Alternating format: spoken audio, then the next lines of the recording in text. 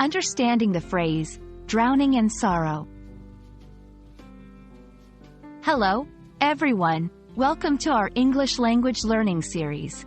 Today, we're diving into the world of English idioms, and we'll be exploring the meaning and usage of the phrase, drowning in sorrow.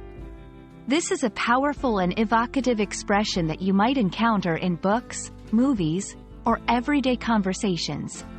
So, let's get started and unravel its meaning together. The phrase, drowning in sorrow, is an idiom in English. An idiom is a phrase where the words together have a meaning that is different from the dictionary definitions of the individual words. To be drowning in sorrow means to be extremely sad or overwhelmed by grief or sadness. The word drowning here is used metaphorically. It implies being completely submerged or overwhelmed, just as one might be in water. However, in this phrase, it's not water, but sorrow that is overwhelming the person. The origin of this phrase is rooted in the metaphorical use of the word drowning. Historically, drowning has been used in various contexts to mean being overwhelmed or overpowered by something.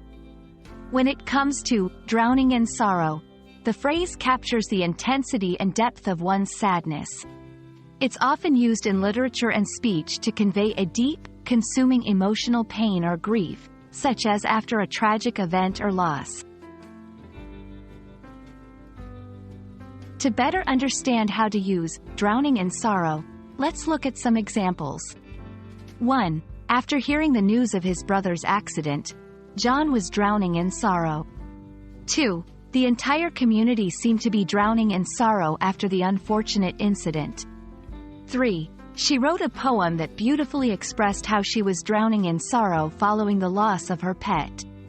These examples show how the phrase can be used to describe intense emotional situations.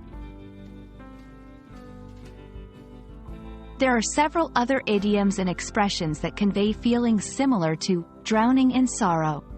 Some of these include burdened by grief, overcome with sadness, swamped by emotion. Each of these has a slightly different nuance but conveys a similar depth of emotion.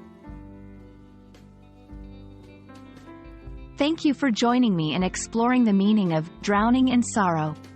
Idioms like this add color and depth to the English language, allowing us to express complex emotions in a nuanced way. I hope this video has helped you understand and use this phrase more confidently in your English conversations and writings. Keep practicing, and I'll see you in our next lesson.